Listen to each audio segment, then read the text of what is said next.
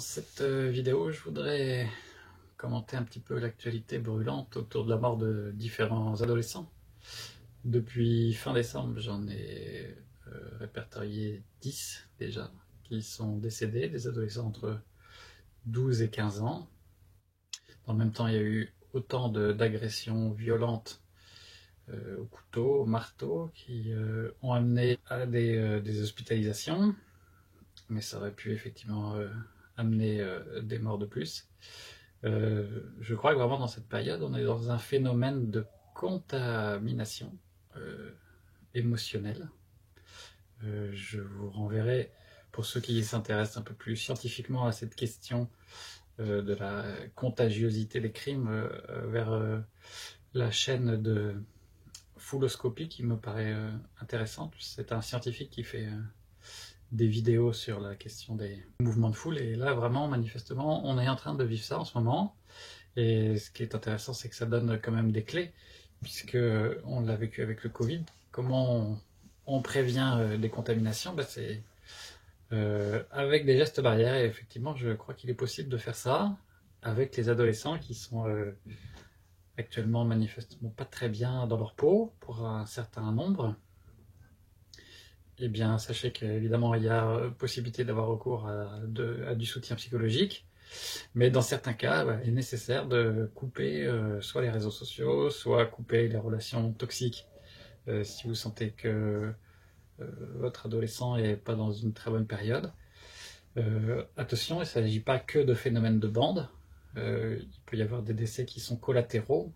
Il y en a eu un à Nantes le 12 janvier dernier, où il ne semblerait pas que le jeune était impliqué dans des histoires ni de bande ni de trafic de drogue, mais c'est le problème de la contamination, c'est que ça s'étend à différentes choses. Et donc, si vous avez un quartier qui est un petit peu sensible, et vous avez des morts chez les adolescents qui sont peut-être pas directement impliqués, mais c'est comme le Covid, voilà, ça peut toucher à peu près tout le monde. Donc, il est peut-être à réfléchir à des processus de gestes barrières, puisque là j'ai l'impression que le débat va très vite s'orienter sur la sécurité, sur la police, mais ça fait pas tout. Les gestes barrières pour la violence, évidemment c'est la psychothérapie quand on voit qu'on est soi-même en tant que parent en difficulté pour communiquer avec son adolescent. Ça peut être sur des questions de jalousie, hein. Des derniers meurtres, ça a été des questions amoureuses, donc c'est pas forcément uniquement des questions de, drogue et de bande. Donc ça vraiment, je pense qu'il faut alerter là-dessus, parce que la question de la violence, voilà, elle contamine un petit peu n'importe qui. Et voilà, je voudrais surtout le rappeler, parce que je ne voudrais pas que le débat en tout cas s'oriente uniquement sur les questions de l'insécurité. La solution dans les études qui ont été faites aux États-Unis, en tout cas sur la question de mettre les gens en quarantaine, qui soient contact ou cas contact de personnes qui avaient soit subi des violences ou des crimes, soit commis des crimes. Ça donne manifestement des résultats, je crois autour de diminution autour de 60%, peut-être plus, de la criminalité, mais ça ne résout pas forcément tout le problème. Mais c'est un effet qui a été observé, donc il ne faudrait pas le négliger.